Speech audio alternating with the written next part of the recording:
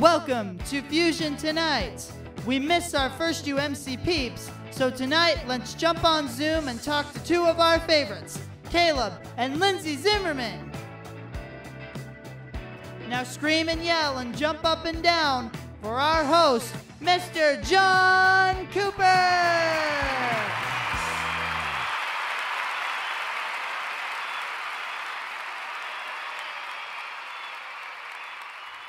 Ladies and gentlemen, welcome once again to another episode of Fusion Tonight. I'm your host, John Cooper. We're so excited to see you again, and if this is your first time joining us, welcome.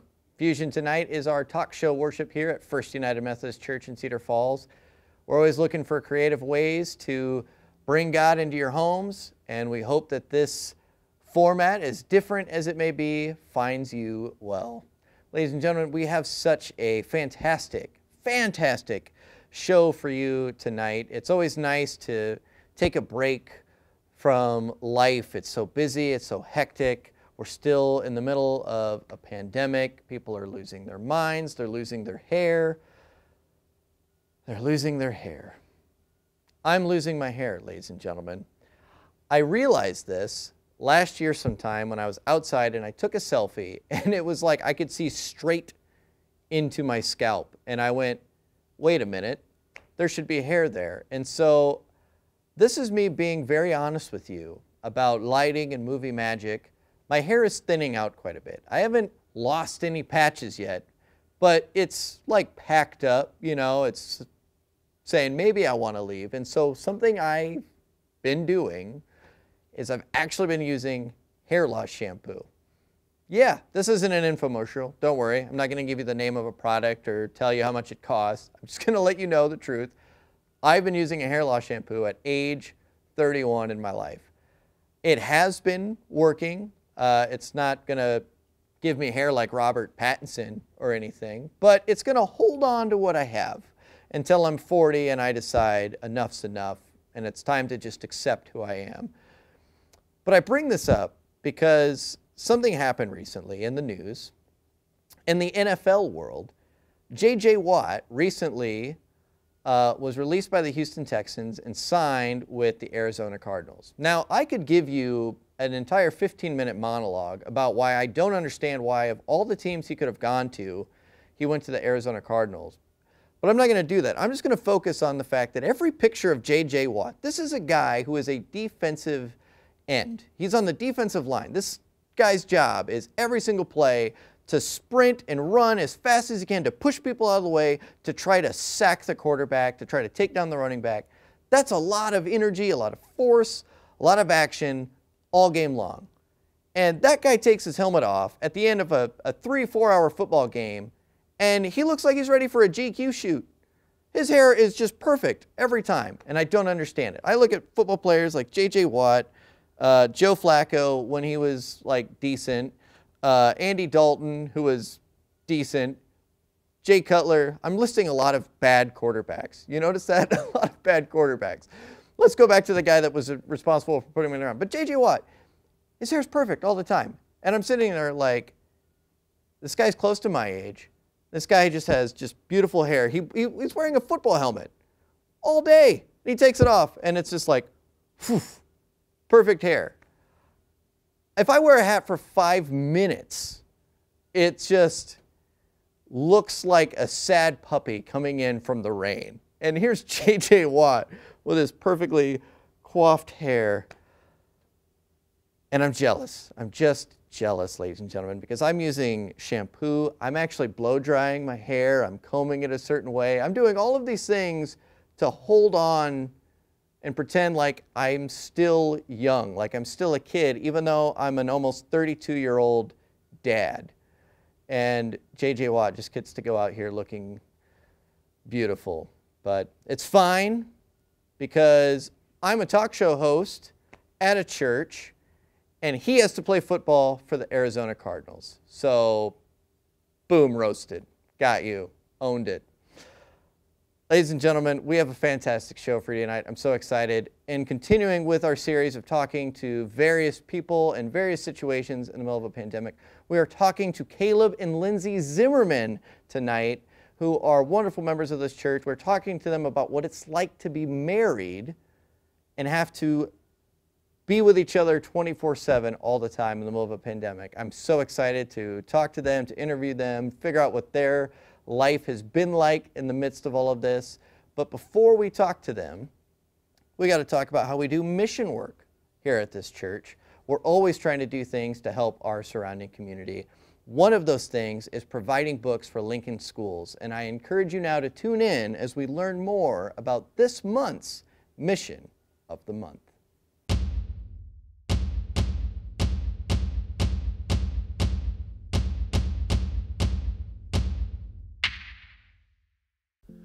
Reading is an essential life skill, and studies show that the earlier children learn to read, the more successful they are in school and in life.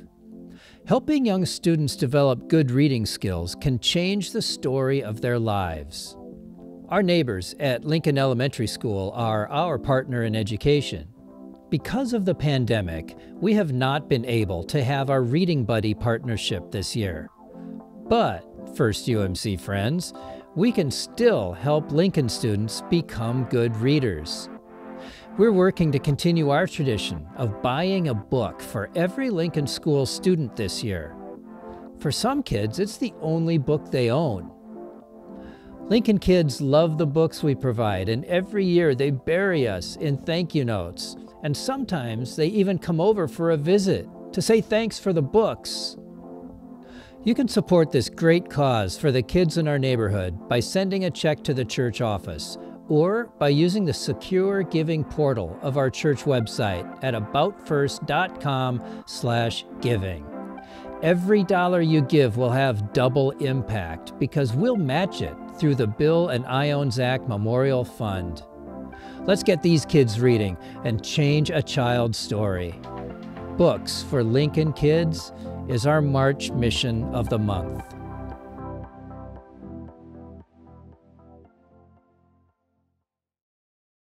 Ladies and gentlemen, that was this month's Mission of the Month. It's a great cause. We love giving books to those kids. I encourage you to follow the link in the video, and I encourage you to give any way that your heart calls you to give. And now, ladies and gentlemen, please clap from home and give it up for our featured guests tonight, the married couple, Kaleb and Linsey Zimmerman.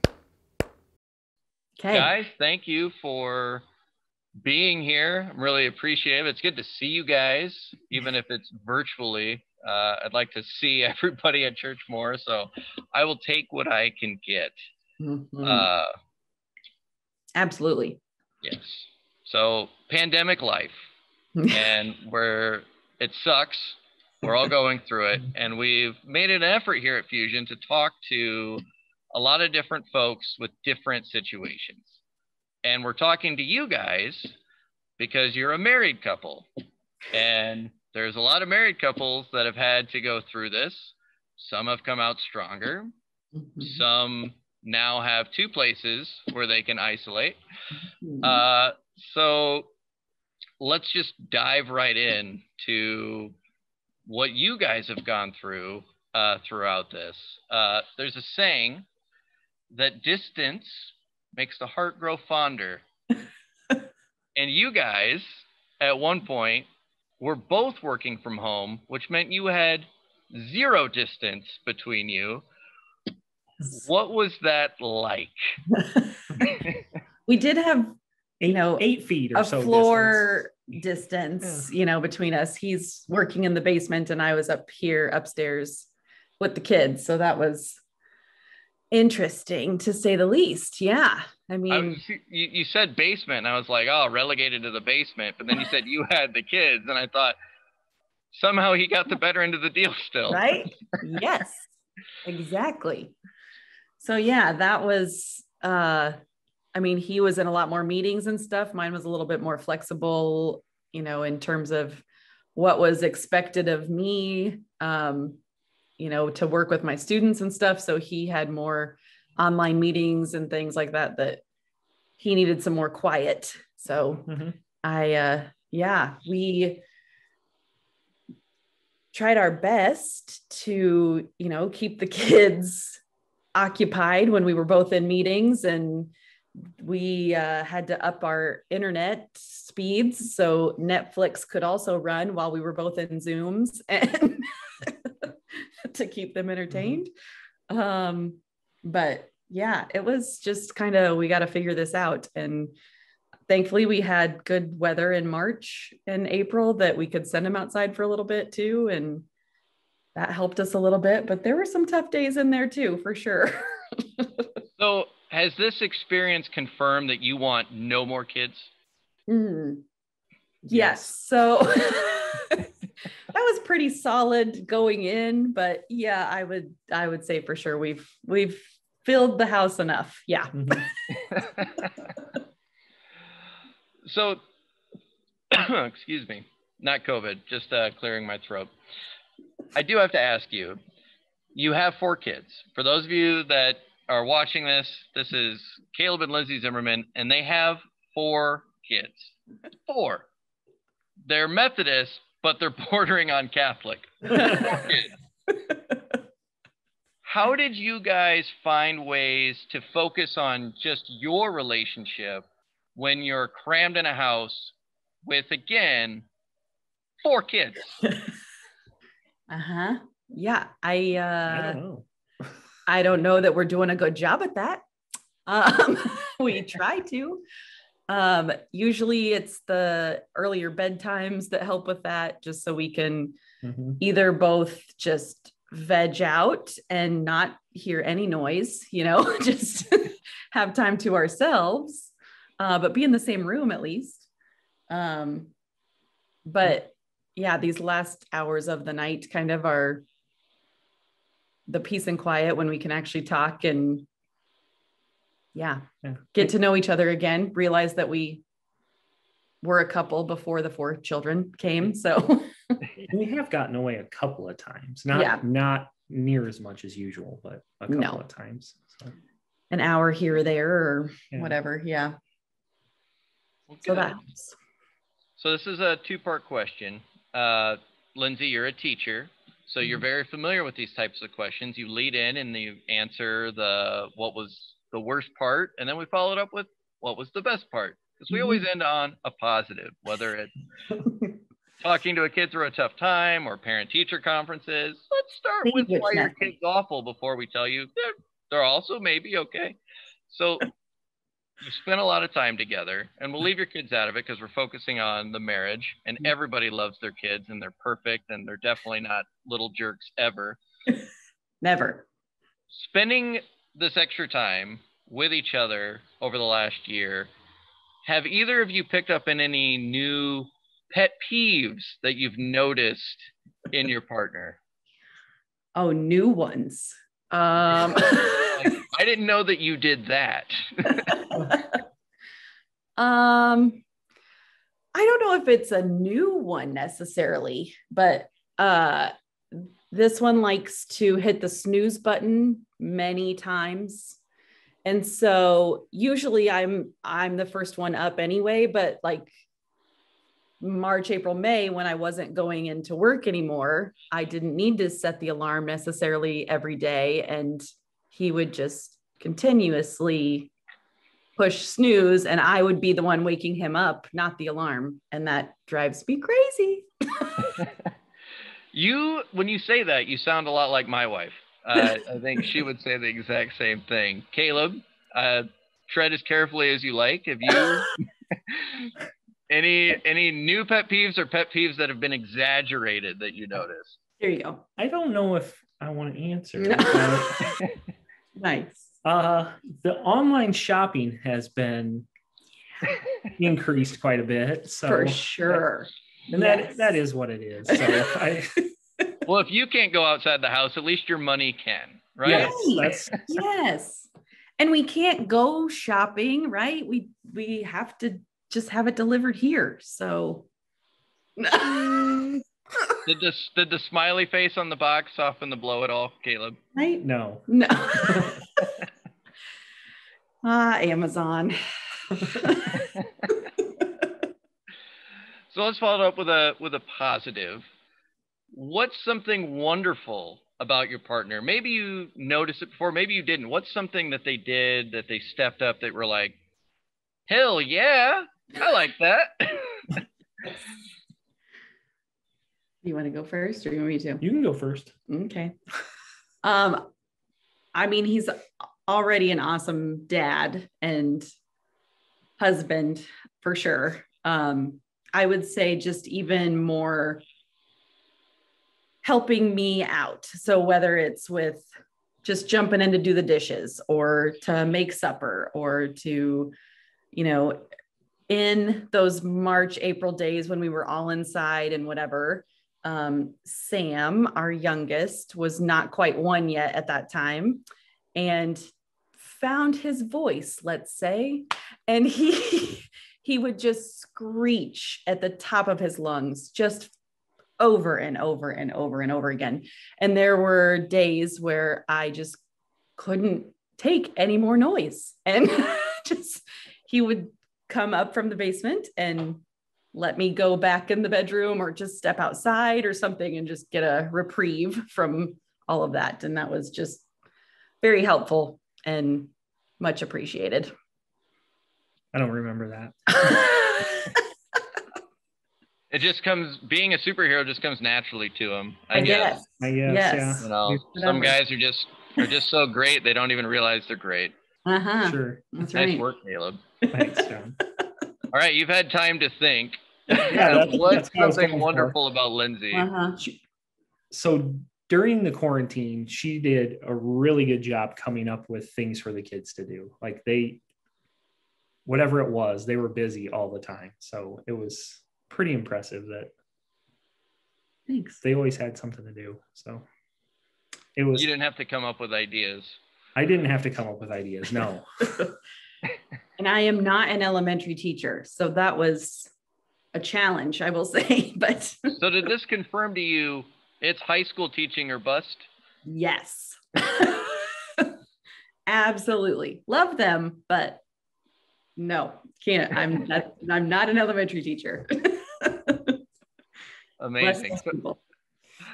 It is a religious program, so we got to talk about God a little bit. Seems kind of important. Yeah. I've been told by the design team, pretty important. Should probably shoehorn it in somewhere. You guys can answer together as individuals. How has God helped you the most this last year? It's a good question. I'm a very good interviewer, so. You are. Patience.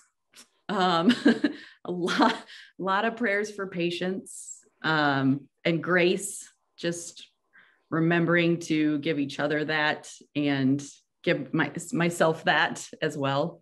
That this is a challenging time for everybody and just recognizing that. Yeah, just that sense of peace, I guess. But the time together also has been good. So yeah, given us a chance to kind of slow down in a sense, maybe. Absolutely. Yes. Not feel so on the go. Absolutely.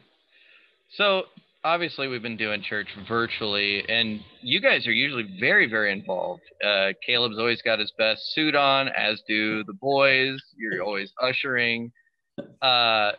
Obviously pre-pandemic, super well connected with the church here every Sunday. What has that been like? Have you guys been able to keep up with the Sunday sermons? Has there been some time away from that? What's that been like? We've attended regularly on Sunday mornings. However, it's been more difficult to pay attention and really tune in. So yes, there's just a lot going on. So that's been much more difficult, I would say. Yeah, the older two know, they remember being in church and we sit in the pews and we listen and, those kinds of things. So, but they are still 8 and 9, so they still get squirrely and whatever too, but just teaching the younger two how we sit and we're listening to Pastor Scott and Pastor Matt and, those kinds of things is just, we would be distracted if we were in the building also, you know, I mean, Yeah. But yeah, we've kept up with that of just, it's time for church and we're going to pull this up and watch it and listen and that kind of thing. Sing along, all of that.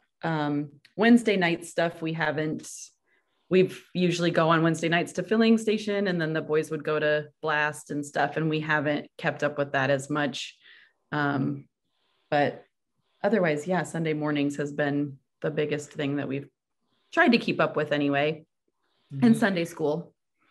If there was like a visual graphic representation of parents in church, I think we would all just be the "Are you still watching Netflix?" box. Yes. That's all we ask.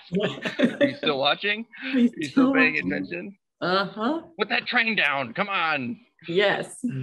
Yeah. There's many more distractions of I can run around and I can, you know, play with this toy or whatever. Yeah. There's much less there's nobody else here to see that we're sitting and we're quiet and whatever, like there is in the building when everybody's there. So people don't realize the power of the old lady that always side eyes the younger crowd. Right. And keeping people in line. It's like, I need that old lady in my house to just look. That was I did not get a perm, so you can talk over Pastor Scott. That was a big kind of conversation I had early pandemic in those first few months of just like, when they say it takes a village to raise a child, you know, like our church family is a huge part of our village. And so, yeah, when we were going through those first few months and the village was gone and it was just us, you know, and it was the church family was gone and our own families, you know, we were staying away from everyone and our neighbors and, you know, everybody was there, this boy's teachers. And, you know, it was just so distant. We were like, holy cow, all of this is on us now. You know, like we've lost the village that helped. So the pressure's on, but hopefully we're back to normal soon. I know I can't wait to be back to normal soon. So it has been all on you guys. So both of you have had to step up in different ways. Is it pretty obvious now which one of you married up? Probably me. For sure, me. Yeah, thanks, John. I'm sure it's obvious to everyone else. You seem like the doer, and Caleb's just like, all right, no, that seems cool. He's just a very agreeable fellow. Like, go with the flow. Yeah. Your structure, and he's, yeah, you know. I fill all the gaps. Yep. He's the fun one. He's the fun one too. Yes. Absolutely. Yeah. I expected Caleb to say yes. I thought you would just be like, yeah, no, I run this. I run this house. It was nice to see you're very very humble too. So that was absolutely, yes. Absolutely. So next question then. What are your immediate plans for yourselves as a couple when pandemic life is over? When we get that go ahead, all clear, back to normal, what are you guys going to do? First thing. You mean without kids? Well, I'm assuming that's what it would be, yeah. That's a great question. I don't know. At least a date night. I don't know. Yes. We don't have anything planned really. We should do that though. We do. We drop the kids off at the grandparents' house and just go anywhere. Just drive. Yeah. Just drive. Yeah, I mean, they are such a big part of us. I mean, we just do a lot together pre-pandemic anyway, you know, so we talk about that a lot, that we need to do a little bit more of the two of us. And, you know, it's just hard right now, you know, with them being so little and whatever. And with 4 of them, that's a lot for a grandparent also. Yeah. So sometimes we would like again, before the pandemic, we would like send 2 to one grandparents and 2 to the other, just lighten the load a little bit. Scooby-Doo gang. Let's split up and search for clues. Yes. Oh. But yeah, just at least a date night somewhere and enjoy some time together. Yeah, for sure. Mm-hmm. Absolutely. There's probably many moments. What about this last year sticks out in your mind that is reinforced to you married the right person? Mm-hmm. I mean, go ahead. I can answer, I guess. I think before the pandemic, we had somewhat set roles. Mm-hmm. And I think during this, they've sort of maybe melded together. Or changed slightly. And it's been, because of that, it's been maybe tough, but it's also been interesting too, to try to take on different roles maybe. Yeah, for sure. Yeah, I'd agree with that. I think like I said before, he has jumped in a lot more and, helped out a lot more, which he did before, but just not as regular or,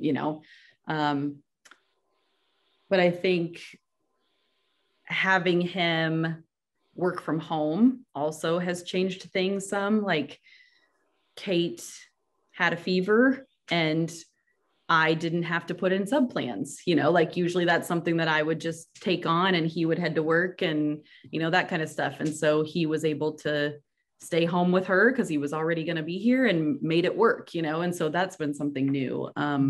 But yeah, just being a little more flexible, which as we said before, he's the go with the flow guy. So that's been a learning curve for me. But COVID kind of forced that on me. So I'm getting better at it, I think. I hope. A little bit, maybe. I don't know. He might disagree, but.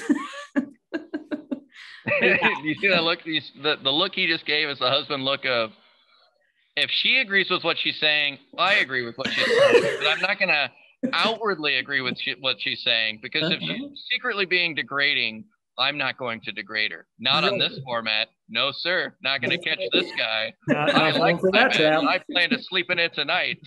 That's right. That's right. Yes. So it's life's a dance, especially with a partner. And all I could think was the Zimmerman's new groove. And it sounds like you guys found it because you have the right partner to match steps. So that's awesome. I'm glad to hear that. Yes. As we close, I want you to think about what words of advice you could give to young couples or people that think they are ready to be married after going through what could be a very, very stressful time for married couples and coming through on the other side. What advice would you give to young couples, engaged couples, newlywed couples? Ooh. I don't know. I don't know. Give grace. Just recognize that, it's wonderful to, be in love and rainbows and butterflies and whatever, but also, just be realistic and recognize that they're human and have flaws, and that you are human and have flaws as well. And just be prepared to give each other grace and work through those challenging times together would be my advice. You got anything? I've only got one camera, but I think you noticed my head like nodded over to look at Kaleb on my screen, like, and now the guy's turn. I would say communicate is probably the biggest thing. Mm-hmm. Just communicate and share your feelings. I don't do that well. No, that was a time when you shouldn't have said. Oh, sorry. Yeah, Mm-hmm. there you go. I don't do it well, but it's very important for a relationship, I think. So you do better than you think, but sure. Every wedding Gabby and I have ever been to, the advice that we always give them is to the groom, remember these words. You are never wrong, but she is always right. Right? We're to live by it. Well, guys, I'm so glad that you could join on Fusion. For once, I don't think you've ever really been able to attend Fusion, so having you your first time be front and center as the main guest was awesome, and I'm super glad I got to just see you guys and talk to you guys. And Yes. when vaccines happen and we've got those protections, we're gonna hang out. We'll bring our one kid, and you bring your 4 kids, and He'll we'll be have entertained. Yeah. we'll have a great time. So thank you so much for joining us. Your kids are in bed. Enjoy some you time. Yes. Veg out. Do whatever you want. Just glad to see you guys are doing well, happy together, and that's what it's all about. So Thank you. Thanks for having us. Thanks, John. absolutely. We'll talk to you guys later. See ya. All right. Bye. Bye. Bye. Ladies and gentlemen, that was Kaleb and Linsey Zimmerman, and I just, I needed to see them and talk to them and just hang out with them in front of you, because outside of just being, members of the church, they're good friends of my wife Gabby and I's. It's always a fun time to talk to them. I loved getting their insight, their perspective, what it was like to try to share a house with 4 kids and make all of that work, and to see that they're, they've managed it, they're working through it, they're doing great. It's all you can ask for. All of us are in different situations, but for those of you that are married, you're in committed relationships, whatever it is, I hope that you were able to relate to some of the things that we're talking about, and I hope that you and your partner have been getting through this hard time, and I hope you and your partner have been finding ways to grow closer together, finding new things that you love about each other, and finding new ways together to lean on God and learn from God and connect with God in ways that maybe you wouldn't have if we weren't forced to stay away from everybody else and just be in our own little camp. So I hope that was uplifting for you. I hope that was fun for you. I hope that's something you can laugh about, smile about, and take with you in the days ahead. And so I hope you have a fantastic week. I hope that you are kind to yourself, and I hope that wherever you go, whatever you do, you are Christ for one another. Have a great night. See you next week.